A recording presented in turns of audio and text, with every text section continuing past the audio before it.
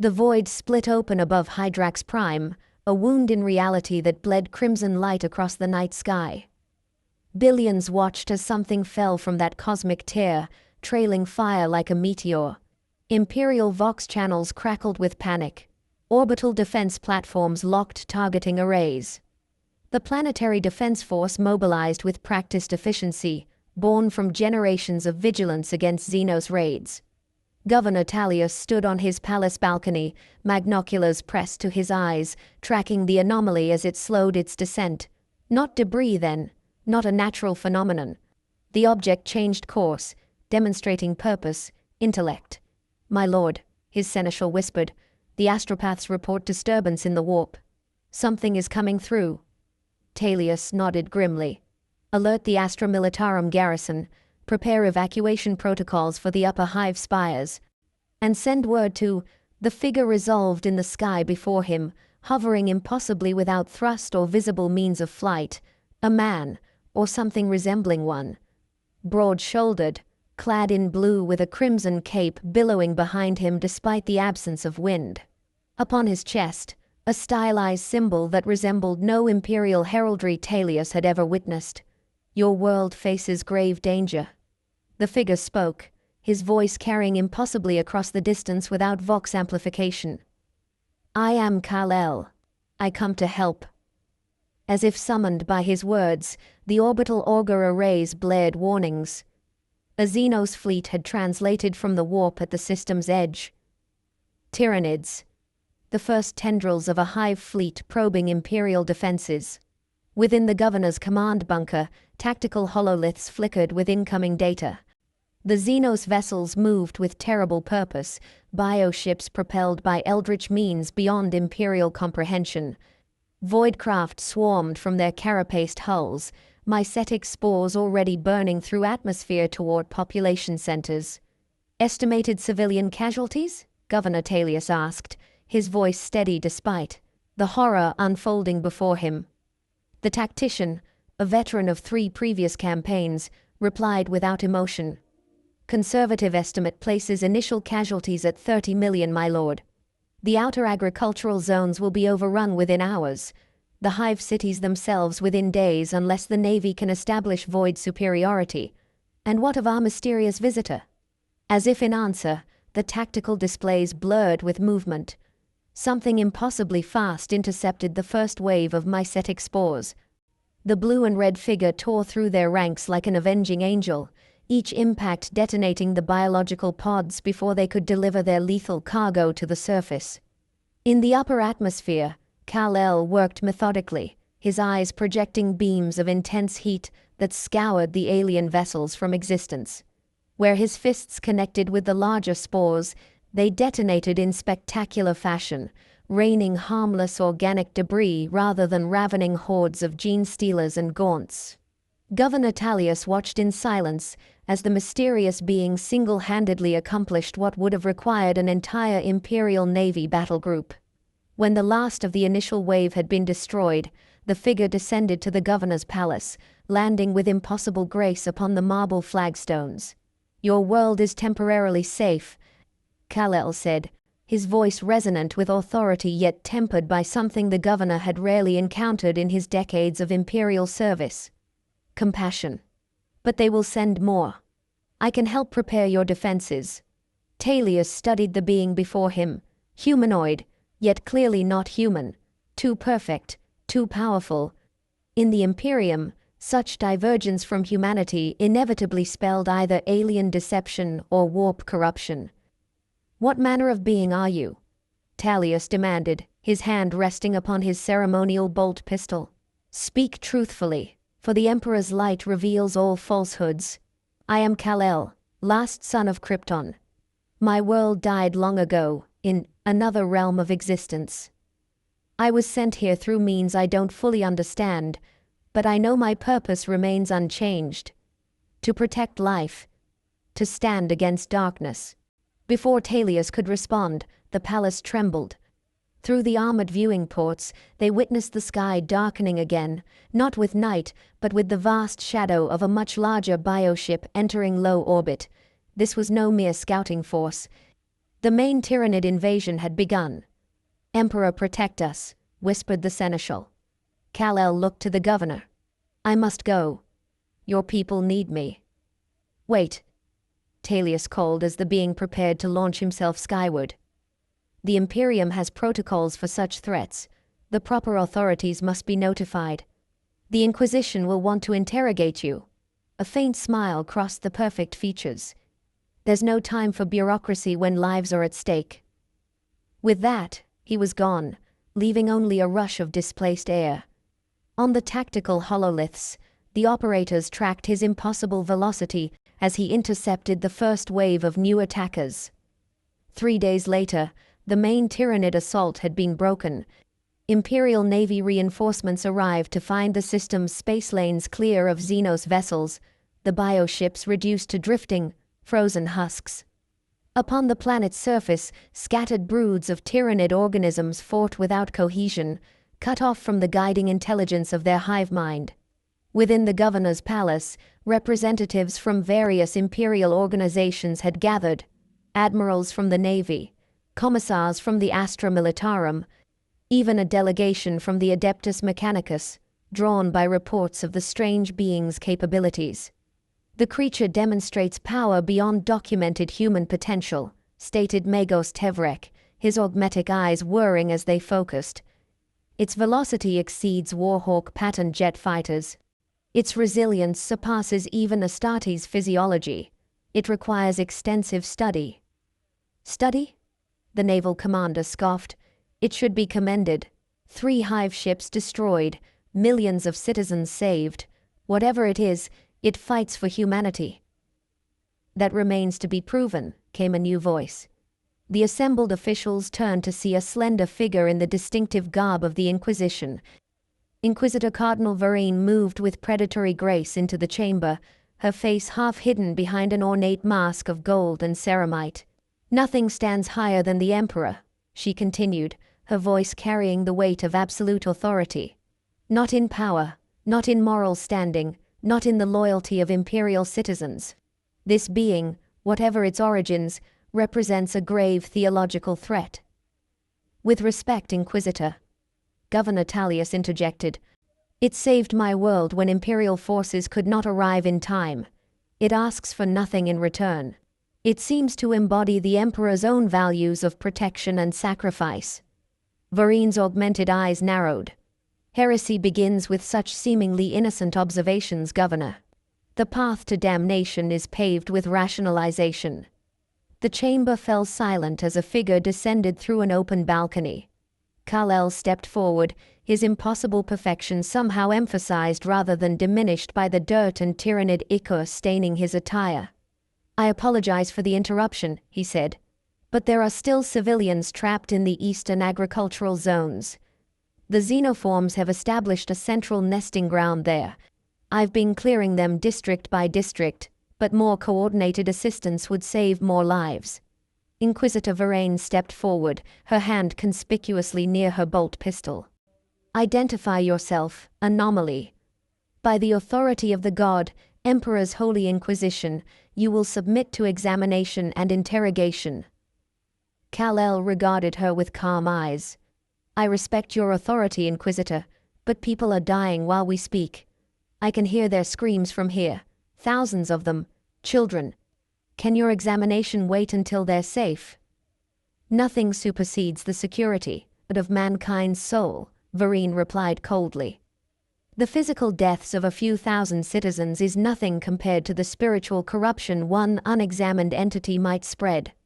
For the first time, something like anger flickered across Kal-El's features.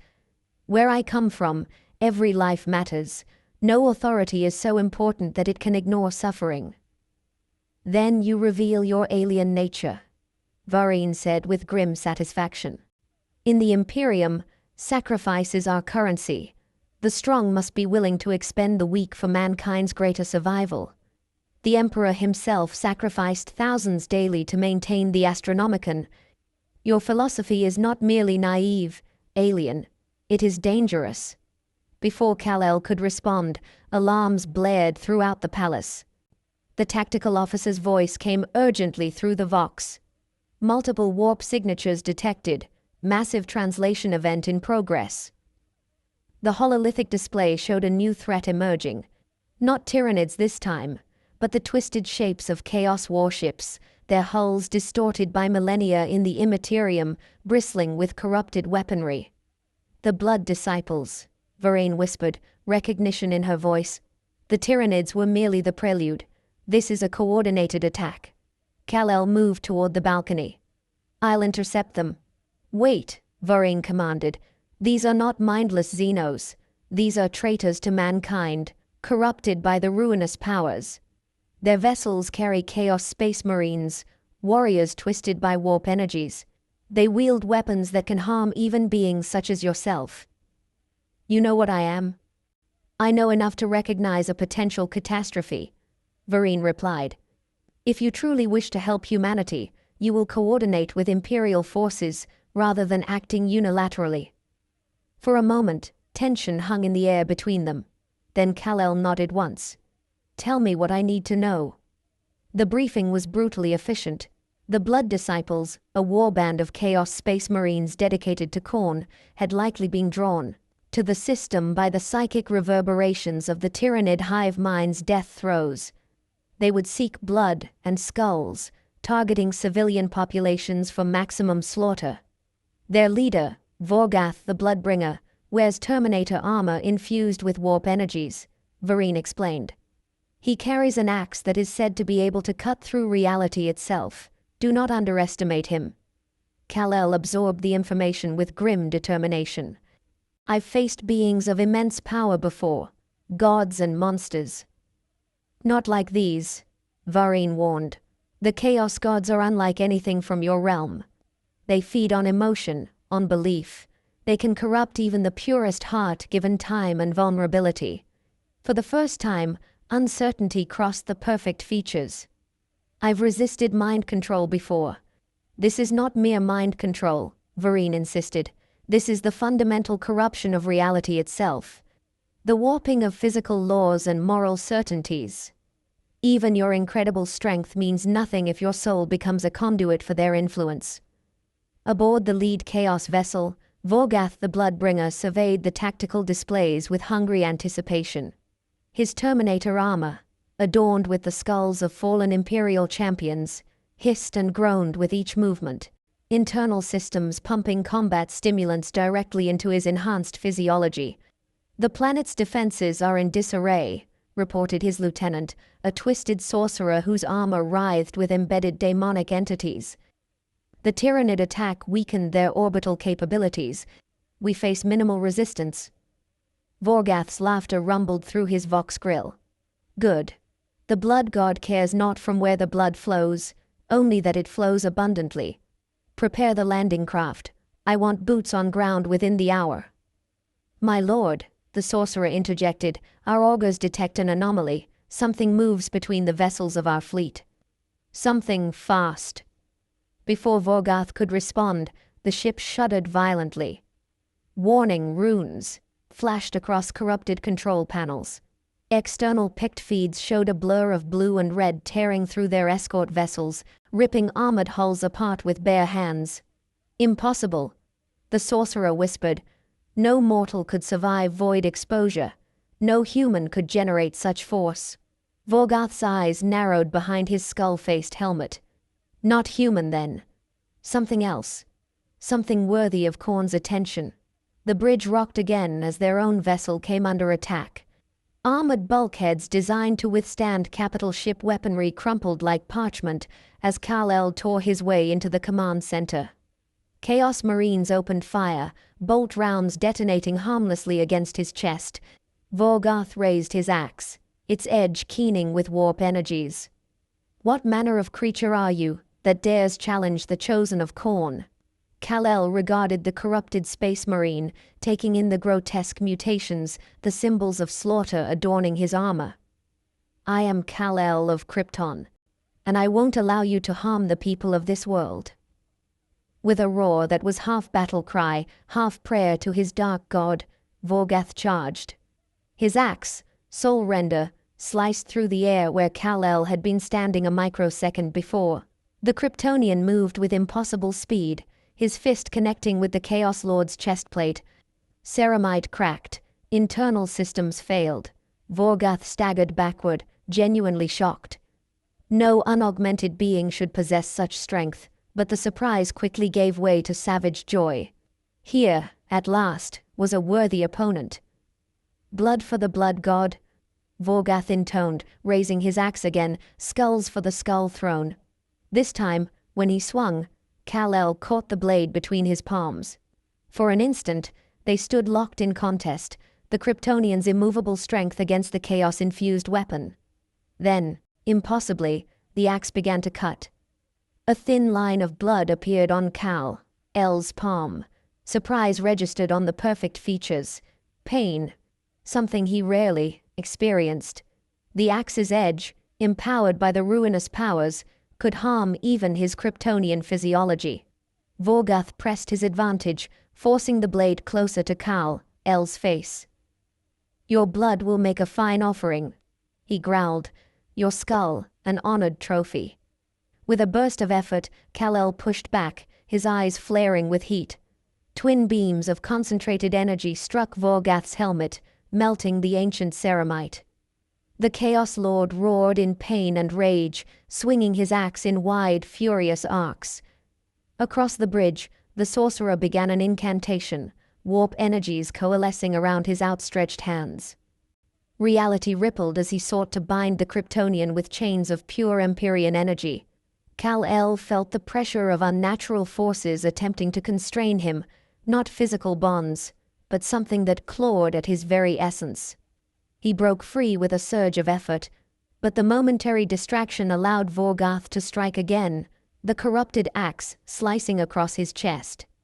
The legendary suit, which had withstood countless perils across multiple realities, tore under the warp-infused blade. Blood welled from the wound, startling in its vivid redness against the blue fabric. Realizing the danger, Kal-El changed tactics. Instead of meeting strength with strength, he utilized his speed, becoming a blur of motion too fast for even the enhanced senses of the Chaos Marines to track. In seconds, he had disarmed the bridge crew, shattered their weapons, and returned to face Vorgath. The Chaos Lord found his axe suddenly missing from his grasp. Kal-El held Soul Render, the corrupted weapon struggling in his grip as if alive and angry.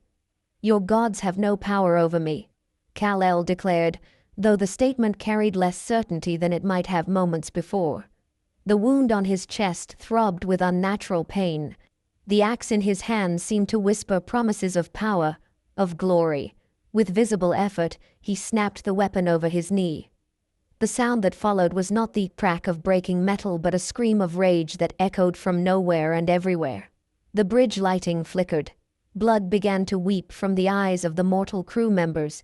Vorgath laughed, the sound distorted through his damaged helmet. "Fool. You cannot destroy that which belongs to the blood god. You have only freed its essence." The broken pieces of the axe dissolved into a crimson mist that swirled around the bridge. Where it touched bare flesh, it burned like acid, consuming the unfortunate crew members. The Chaos Marines knelt in supplication as the mist coalesced into a towering half-corporeal form. A daemon of Khorne stood before them, its body a nightmare amalgamation of muscle, brass, and constantly flowing blood. Massive horns curved from its bestial head, and in its clawed hands it held an axe that dwarfed the one Kal-El had destroyed. "Blood," it demanded, its voice causing mortal ears to bleed. "Skulls." Kal-El stood his ground as the monstrous entity focused its hatred upon him. "I've faced demons before," he said, though doubt crept into his voice. This creature was fundamentally different from the extra-dimensional entities he had encountered in his home reality. It radiated not just malevolence but wrongness, an affront to natural law. The daemon swung its massive axe. Kal-El dodged, countering with a punch that would have shattered mountains. His fist connected with the daemon's chest, displacing its form momentarily before it reconstituted. "Your strength feeds Khorne." The daemon roared with pleasure rather than pain. "Your rage empowers him." Kal-El realized with growing horror that his conventional tactics were ineffective. This was not a physical enemy that could be overpowered or outsmarted. This was a manifestation of an idea, a concept given form through the corrupted physics of the warp. The daemon pressed its attack, each swing of its axe tearing not just through air but through the fabric of reality itself. Kal-El evaded most blows, but those that connected sent waves of unnatural pain through his body. This was not just physical damage but something deeper, an assault on his very essence. As he fought, Kal-El became aware of a disturbing sensation, a whisper in his mind, growing louder with each exchange of blows. The voice promised power beyond his imagining if only he would embrace the path of Khorne. After all, did he not fight for justice? Was Khorne not the god of martial honor as well as slaughter? Kal-El faltered, the insidious logic working its way through his consciousness. In this moment of weakness, the daemon's axe caught him squarely in the chest, sending him crashing through multiple bulkheads. The Kryptonian lay amid the wreckage, blood flowing freely from wounds that should have been impossible to inflict upon him. The daemon approached, its massive form barely fitting through the breached bulkheads. "Yield," it commanded. "Serve." Something cold and terrible whispered in Kal-El's mind that perhaps this was where he belonged. This universe was harsh, brutal. Perhaps the conventional morality he had always followed was insufficient here. Perhaps power and domination were the only truths that mattered. The symbol on his chest caught his fading gaze. Hope. That was what it had meant on Krypton. Not an S for Superman as humans had mistakenly believed, but the Kryptonian symbol for hope. With tremendous effort, Kal-El rose to his feet. "No," he said simply. "I reject your god and everything he stands for." The daemon roared in frustration, raising its axe for a killing blow. But before it could strike, a new sound filled the corrupted vessel, a song, pure and terrible, that caused the daemon to shriek in pain. Sisters of Battle had boarded the vessel, their hymns to the Emperor cutting through the warp corruption like cleansing fire. Behind them came Inquisitor Vareen, wielding a staff topped with a golden aquila that blazed with blinding light. "Creature of the warp," she intoned, "by the Emperor's light, I banish thee." The daemon's form wavered, its substance pulled between reality and the immaterium. It fought against the banishment, focusing its hatred on the Inquisitor. Kal-El saw his opportunity. Summoning his remaining strength, he launched himself at the distracted daemon. Instead of attacking with brute force, he grasped the daemon's substance and flew, accelerating to speeds that caused the air around them to ionize.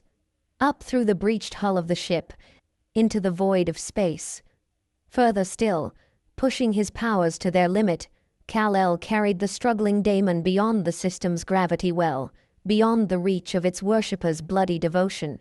In the cold emptiness between stars, the daemon's form began to unravel without the sustaining belief and emotion of mortal minds. It thrashed and howled soundlessly in the vacuum, its substance returning to the immaterium. As the last of it dissolved, Kal-El felt the whispers in his mind fade. But the wounds remained, bleeding sluggishly in the vacuum where they should have already begun to heal. The corrupting influence of the warp had affected him more deeply than he realized. With the last of his strength, he turned back toward Hydrax Prime, a barely conscious missile falling through void and atmosphere. In the Medicae chamber of an Imperial cruiser, Kal-El awoke to the sound of chanting. Tech priests moved around his bed, monitoring arcane devices attached to his body. Servitors pumped unidentifiable fluids into his veins through crude metal needles that somehow penetrated his normally invulnerable skin. "The corruption spread slowly," observed a tech priest, his voice devoid of emotion. "But it spreads nonetheless." Inquisitor Vareen stood at the foot of the bed, her masked face unreadable. "You cannot remain here, Kal-El of Krypton. Your presence destabilizes the careful theological balance of the Imperium." Despite his weakened state, Kal-El managed to sit up, disconnecting several monitoring devices in the process. "I saved your world. I fought your enemies. And in doing so, you demonstrated power that rivals that of the Emperor himself," Vareen replied coldly. Power without proper sanctioning or theological context, the masses already whisper of you as a savior. Do you understand how dangerous that is? Faith is the foundation upon which the Imperium stands. Faith in the Emperor, unquestioned and absolute. Where I come from, people are allowed to choose what they believe. Then where you come from is doomed, Varane stated flatly. In this galaxy, unity of purpose is all that stands between humanity and extinction. One faith, one ruler. Anything else invites disaster. Governor Talius entered the chamber, his face drawn with exhaustion. Inquisitor, the High Lords have reached a decision regarding our visitor. Varane turned, surprise evident in her posture if not her hidden face. So quickly. Without proper examination or interrogation. The situation is unprecedented, Talius replied. As is the response. The being known as Kal-El is to be transported to Terra immediately. The Emperor himself will judge his purpose. Shock rippled through the chamber. The Emperor, entombed upon the Golden Throne for 10,000 years, communicated only rarely and cryptically through the tarot and visions granted to his most devoted servants. Direct judgment was almost unheard of. Impossible, Varane whispered. The journey alone would take months. The corruption within him would spread. Special dispensation has been granted, Talius continued. A warp jump directly to the Sol system, with a Grey Knight's escort to contain any corruption during transit.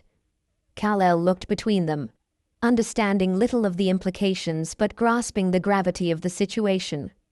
This Emperor, he leads your Imperium? The question was met with horrified silence. Even suggesting that the Emperor merely led the Imperium was borderline, heretical. He was its foundation, its light, its very soul. The Emperor is mankind, Varane finally replied. He is our past and our future.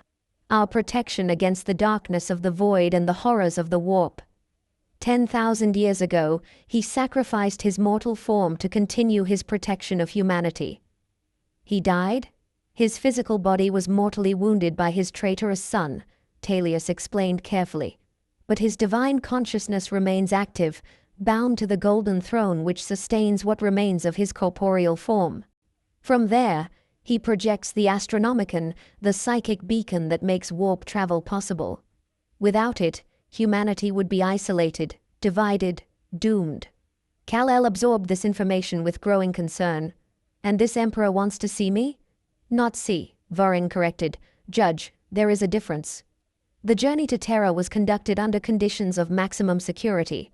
The vessel, a specialized craft of the Inquisition, cut through the warp with unnatural speed, guided by the most skilled navigators available. Grey Knights, space marines specialized in combating demonic threats, stood constant vigil over Kal-El's chamber. Through the small viewing port in his quarters, Kal-El watched the impossible geometries of the warp pass by. The psychic maelstrom affected him differently than it did the human crew. Where they required Gela fields and constant prayer to maintain their sanity, he experienced the immaterium as a sort of dimensional overlay, similar to but far more chaotic than the phantom zone he had encountered in his home reality. The corruption from his wounds continued to spread, a network of black veins extending outward from the gashes left by the demon's axe. The ship's apothecaries and tech priests worked constantly to slow its progress, but they had never encountered Kryptonian physiology before, and their treatments were crude approximations at best. On the 7th day of transit, Kal-El was visited by the Grey Knight's chaplain, a towering figure in ornate power armor whose face remained hidden behind a skull-shaped helmet. Your corruption progresses, the chaplain observed, his voice resonating with psychic undertones. Yet you resist its influence more effectively than any mortal I have witnessed. Kal-El winced as a tech priest applied a poultice of consecrated herbs to his wound. In my world, I've been exposed to many forms of corruption, mind control, parasitic entities, poisons designed specifically to affect my biology. This is different, the chaplain stated. The touch of chaos is not merely physical or mental, it is spiritual. It corrupts the very essence of what you are. And what am I, in your understanding? The chaplain was silent for a long moment. That is not for me to determine. Only the Emperor may judge your true nature. But I observe that you possess power comparable to the Primarchs of old, yet lack their warp-infused origins. You display moral conviction that would shame many imperial saints, yet follow no recognizable imperial creed. You are an impossibility. A contradiction. Where I come from, I'm not the only one with powers, Kal-El explained. There are others. Some use their abilities to help people, some for selfish gains, some for destruction. And who judged which path was correct? The question gave Kal-El pause. I suppose each of us did, individually, based on our own moral compass. And therein lies the fundamental flaw of your reality, the chaplain said. Morality cannot be left to individual interpretation in a universe where gods of excess, slaughter, disease, and false hope actively corrupt the minds of mortals. The Emperor's vision provides the only safe path through such peril. Before Kal-El could respond, alarms blared throughout the ship. The tech priests hurriedly completed their ministrations and departed. The chaplain tilted his head, receiving information through his armor's communication systems. We are under attack, he stated calmly. A fleet of unknown origin has intercepted us despite the secrecy of our route. Our navigator reports unusual disruptions in the warp. It appears our mission was compromised. Kal-El rose from his bed, ignoring the pain that radiated from his wounds. Let me help. You are in no condition to fight, the chaplain observed. And you remain under our custody until presented to the Emperor. People are dying while we speak, Kal-El countered, echoing his earlier words to Inquisitor Varine. I can hear them. Let me help, or confine me more effectively. The chaplain considered for a moment, then nodded once. Follow me. But know that any attempt to flee will be considered confirmation of hostile intent. They made their way through corridors filled with frantic activity. Crew members rushed to battle stations. Medicae personnel prepared for casualties. The ship shuddered repeatedly as enemy fire impacted against void shields. On the bridge, a scene of controlled chaos greeted them. Tactical hololiths displayed their vessels surrounded by ships of unknown configuration, neither imperial nor matching any known Xenos patterns. They attacked with weapons that seemed to phase in and out of reality, bypassing conventional defenses.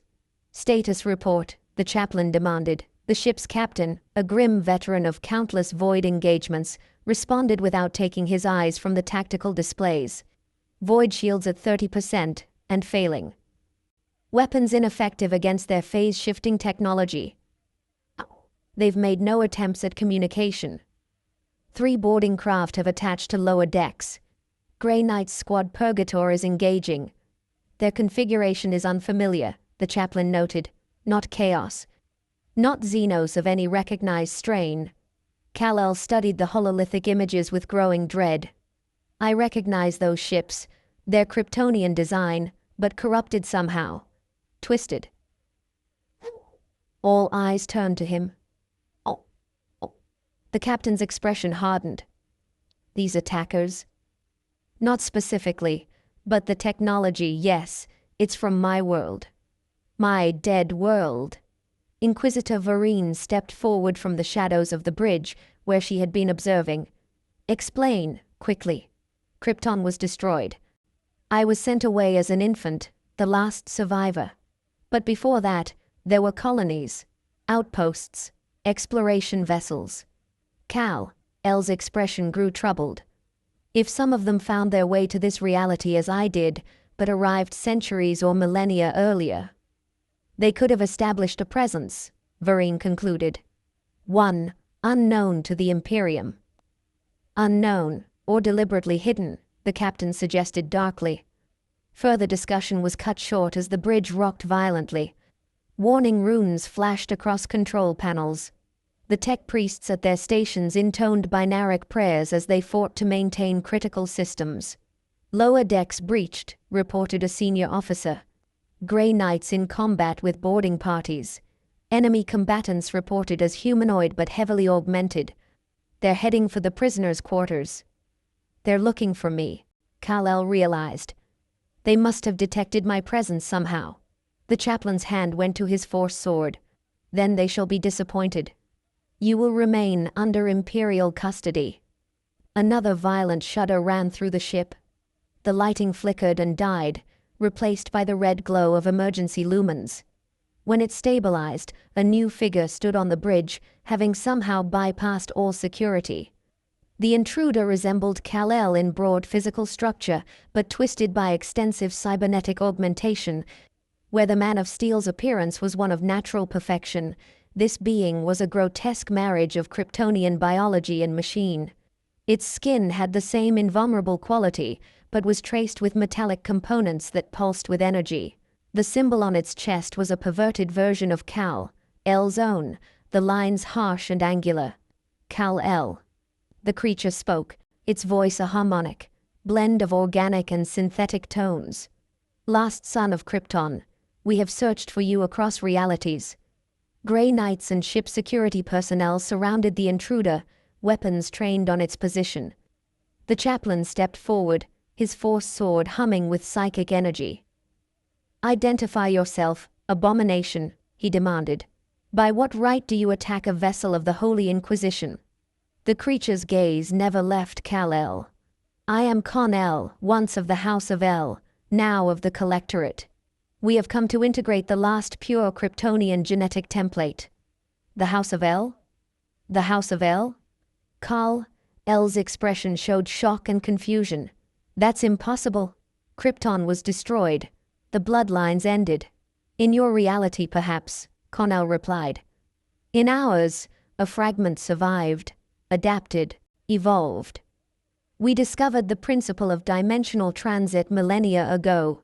We have built an empire spanning multiple realities. This one, with its unstable dimensional barriers and rich resources, is merely the latest to be targeted for integration. Inquisitor Vareen stepped forward. No empire exists in imperial space without our knowledge. The Emperor's dominion is absolute. For the first time, Kal-El acknowledged the humans around him. His augmented eyes scanned Vareen with clinical detachment. Your Emperor is known to us, he stated. A powerful psychic entity. But ultimately just another consciousness to be integrated into the Collectorate. His knowledge will serve our expansion. His genetic material will enhance our biological components. The blasphemy of these statements caused audible gasps among the crew. The Grey Knights moved as one, attacking the intruder with coordinated precision.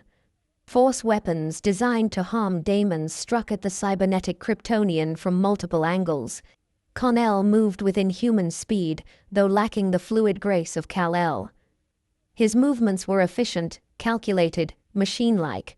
Force weapons that could cleave through demonic entities merely scraped against his hybridized flesh. Where they connected with cybernetic components, sparks flew and systems momentarily faltered, but self-repair protocols engaged almost instantly. Inefficient, Kal-El observed, catching a force halberd mid-swing and shattering its adamantium haft.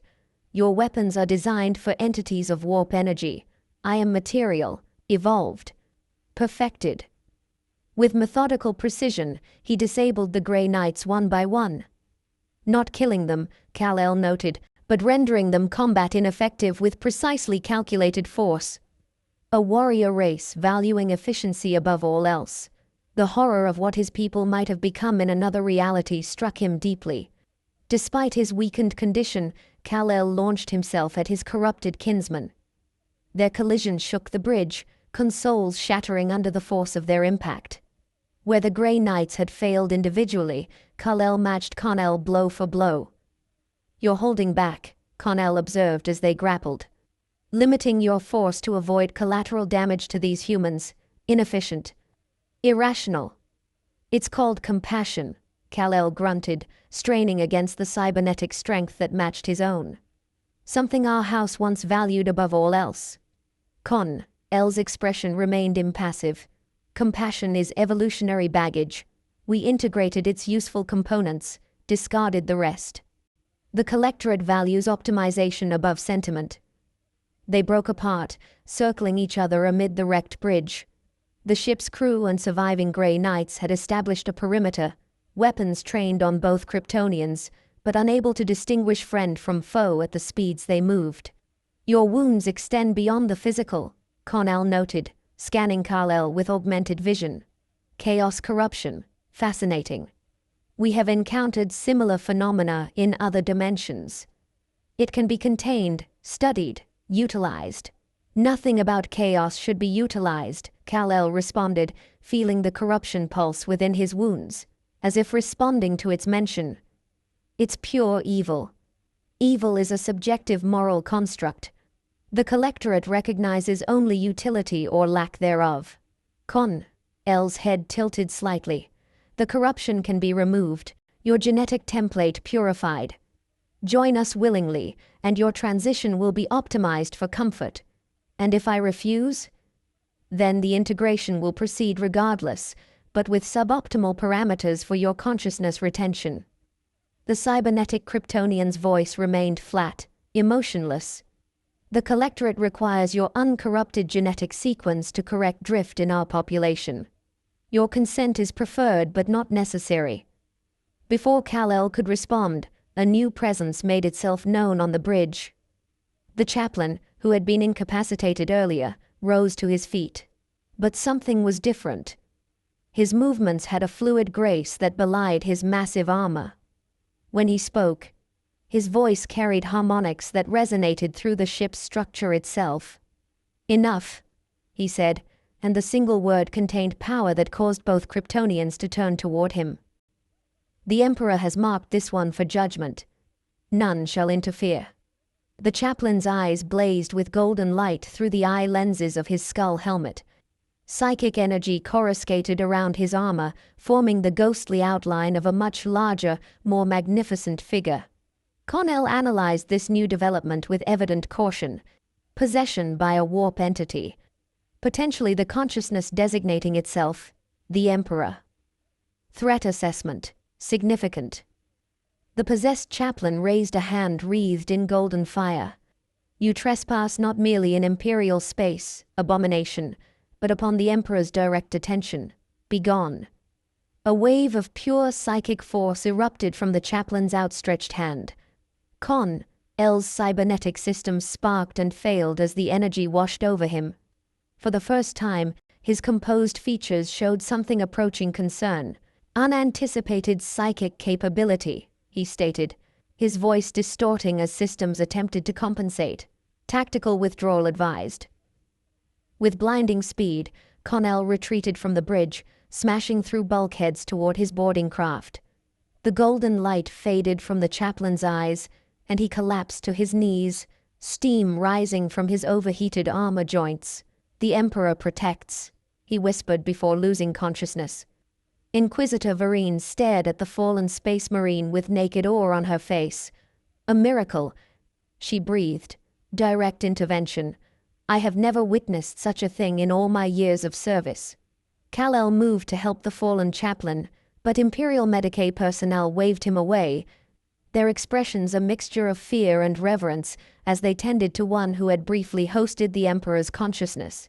Tactical officers reported that the attacking vessels were retreating, breaking off engagement and disappearing into some form of dimensional rift rather than conventional warp transit. The immediate danger had passed, but the implications remained. "They will return," Kal-El said with certainty. "The Collectorate doesn't abandon objectives. If they're anything like the Krypton I knew, they're methodical, persistent." Vereen turned to him, her earlier hostility somewhat tempered. "Then it becomes even more imperative that you reach Terra. The Emperor has demonstrated his interest in your fate. Such direct intervention has not been recorded in centuries." The remainder of the journey proceeded without further incident, though tension hung heavy throughout the vessel. Repair crews worked continuously to address the damage from the attack. The wounded were tended to. The dead were given proper rites, their gene seed harvested from the fallen Grey Knights for return to their chapter. Kal-El spent the time in meditation, focusing his incredible will on containing the chaos corruption that continued its slow spread through his body. The wound itself no longer bled, but the black veins, extending from it, pulsed with malevolent energy, occasionally causing him to experience visions of slaughter and destruction that grew increasingly difficult to distinguish from his own thoughts. As they approached the Sol system, he was permitted to view Terra through the ship's ocular arrays. The birthplace of humanity was nothing like the Earth he had known. Where his adopted homeworld had been a blue jewel suspended in the void, this Terra was a scarred, industrialized orb, surrounded by a breathtaking web of orbital structures, defense platforms, and void ships. The scale of human presence dwarfed anything he had witnessed before. At the center of it all stood the Imperial Palace, a continent-spanning edifice of impossible grandeur, its highest spires reaching into low orbit. Even from space, the psychic presence emanating from it was palpable to Kal-El's enhanced senses, a golden light that penetrated the very fabric of reality. Their vessel docked at an orbital station reserved for inquisitorial craft. From there, a heavily guarded transport carried Kal-El, Inquisitor Varine, and a contingent of Grey Knights to the surface. They descended through layer upon layer of security, each more stringent than the last, until finally reaching the outer precincts of the Imperial Palace itself. What followed was a procession through corridors of such overwhelming majesty that even Kal-El, who had witnessed the wonders of countless worlds and civilizations, felt humbled. Miles of processionals lined with statues of space marines hundreds of feet tall, cathedrals where thousands of pilgrims prostrated themselves before relics of imperial saints, battlements where Titan war machines stood eternal vigil, their weapon systems humming with potential energy. At each checkpoint, Inquisitor Varane presented credentials of increasing rarity and significance. Ancient scripts were consulted. Genetic samples were taken and verified. Psychic probes assessed their intentions. Finally, they reached a vast adamantium door inscribed with symbols that hurt the eye to look upon directly.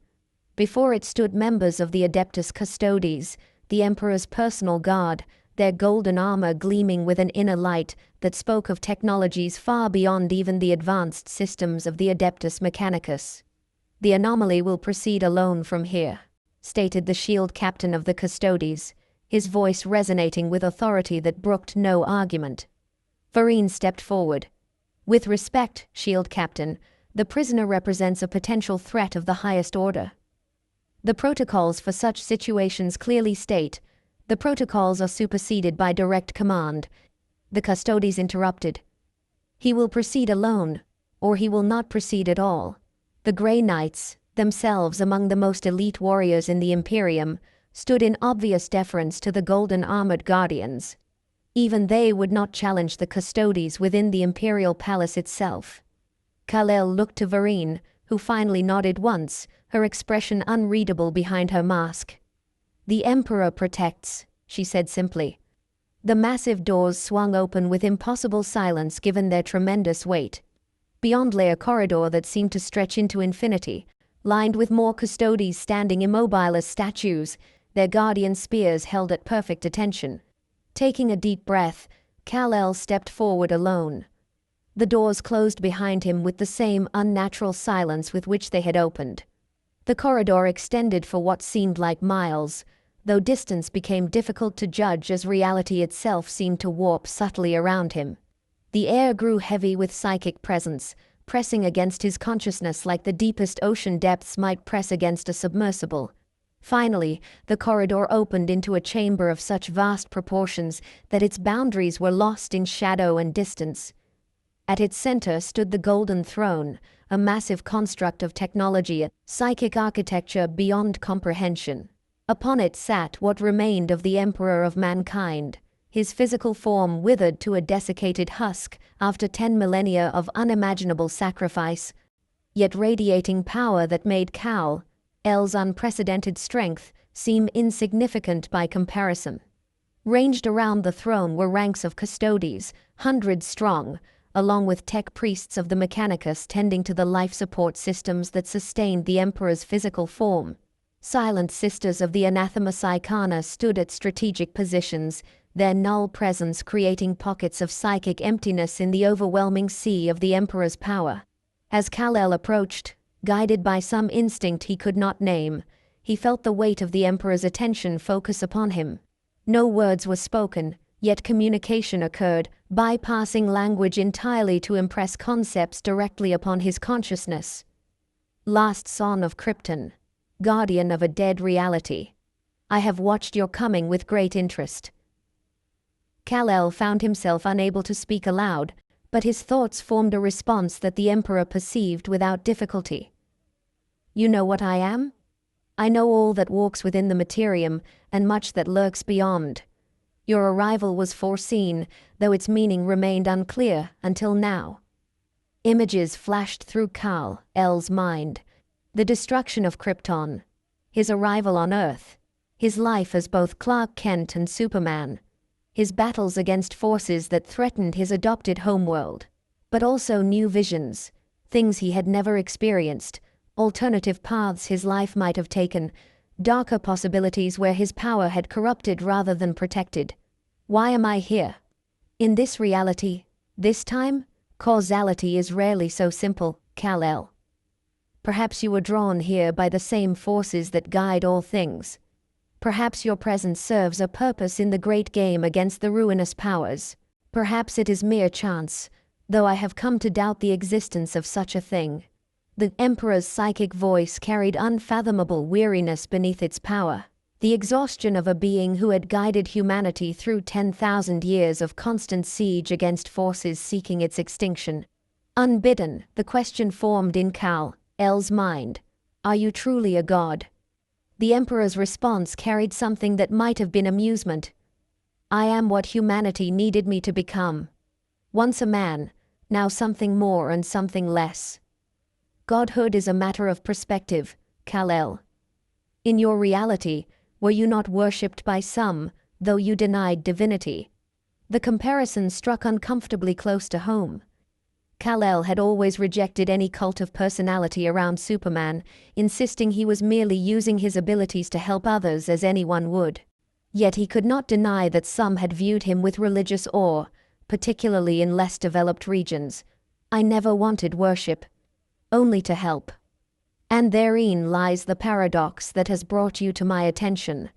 Your power rivals that of my primarchs, yet you lack their warp-touched nature. Your moral certainty resembles that of my greatest saints, yet you follow no imperial creed. You are an impossibility in a universe that cannot afford such contradictions. Kal-El felt the corruption in his wounds pulse in response to the Emperor's scrutiny. The black veins had spread further, now reaching his heart. Soon they would corrupt his mind as well, turning his incorruptible moral compass toward chaos. You are wounded by forces you do not comprehend, last son.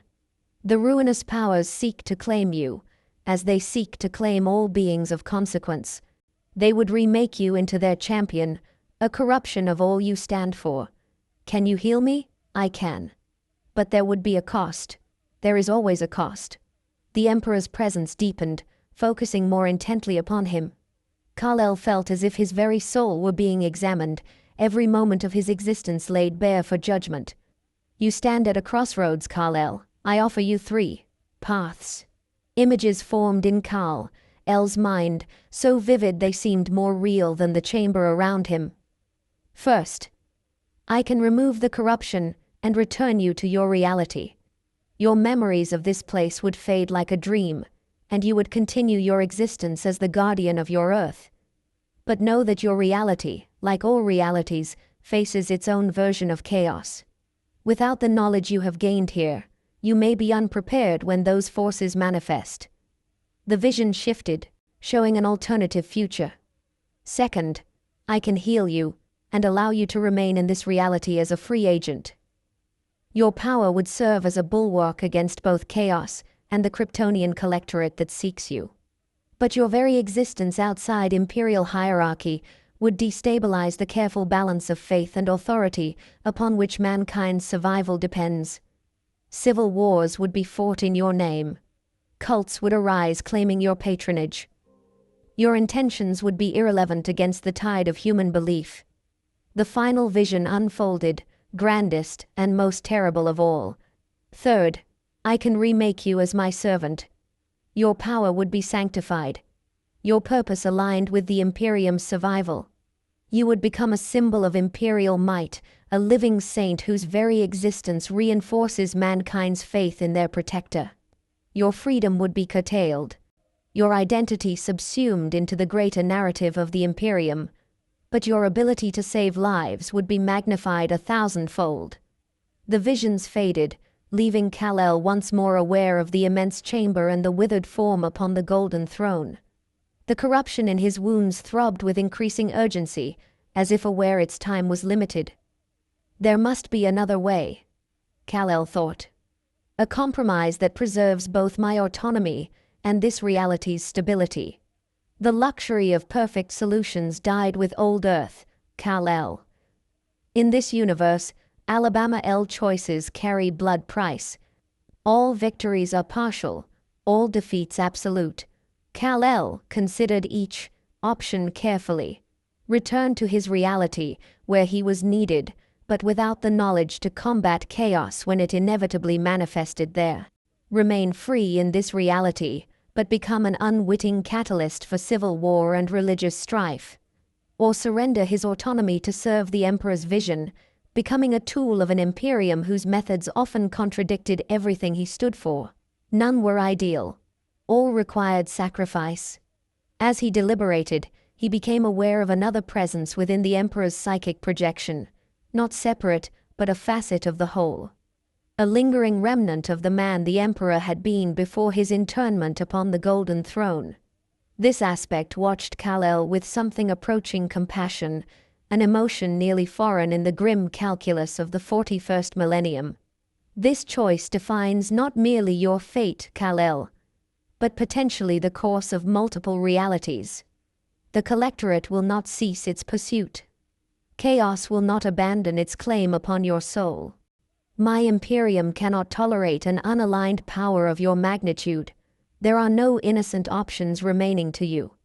In that moment, with perfect clarity, Kal-El understood the weight that the Emperor had carried for 10 millennia. The impossible choices, the necessary compromises, the sacrifices of principle in service to survival. He had always judged such moral concessions harshly from the comfortable perspective of a more forgiving reality. If I choose to serve, he thought carefully, what guarantees do I have that my power won't be misused, that I won't be ordered to commit atrocities in the name of imperial security? Guarantees are for realities with the luxury of certainty, last son. I can offer only this. My vision for humanity has always been one of elevation, not mere survival. The cruelties of the Imperium are necessities I would unmake if circumstances allowed. Perhaps, Wisconsin th your power added to mine, such reform becomes possible in time. It was not the reassurance Kal-El had hoped for, but it carried the ring of truth. The Emperor offered no false promises, no easy absolution. For the first time since arriving in this harsh reality, Kal-El truly understood its fundamental difference from his own. His Earth had been a place where individual heroism could change the course of history, where moral compromise was rarely necessary, where the light always eventually triumphed over darkness. This universe offered no such comforts. Here, the best intentions paved roads to damnation. Here, victory was measured not in lives saved, but in humanity's continued existence against forces that sought its utter annihilation. Could he judge the methods of those fighting such a war? Could he maintain his moral certainty when faced with threats that rendered conventional ethics not just naive but actively dangerous? The corruption pulsed again, sending waves of pain through his body. Time was running short. A decision had to be made. In the end, it came down to the fundamental question that had always guided him across every reality and incarnation: how could he best serve life? I choose the third path, he communicated finally. Not because I agree with everything the Imperium stands for, but because I can do the most good within its structure, rather than against it. The Emperor's presence seemed to expand, filling the vast chamber with golden light that penetrated to Kal-El's very core, So be it. Kal-El, Louisiana STSON of Krypton, and rise as the Emperor's shield. Kal-El knelt before the golden throne, his head bowed. The Emperor's psychic power engulfed him, burning away the chaos corruption with cleansing fire that seared not just his flesh but his very soul. The pain was beyond anything he had ever experienced, yet he did not cry out. As the corruption was purged, he felt something else taking its place. Not control or domination, but a connection. A purpose aligned with but not subsumed by the Emperor's own. His powers remained his own, but now they were sanctified, recognized within the theological framework of the Imperium. When he rose, he was changed. His costume, torn and bloodied from battle, had been transformed. The blue became the deep cobalt of Space Marine armor, the red the rich crimson of the Adeptus Custodes.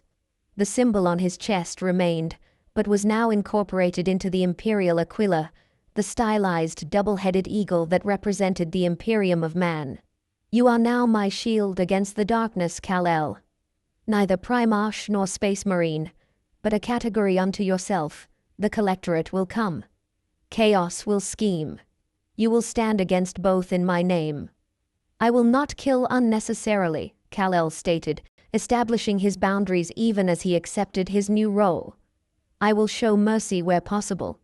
I will protect the innocent above all else. As you should. Mankind requires not merely protection but inspiration. You will be both shield and beacon. With these final words, the Emperor's direct presence receded, though the connection remained, a golden thread linking Kal-El's consciousness to the master of mankind.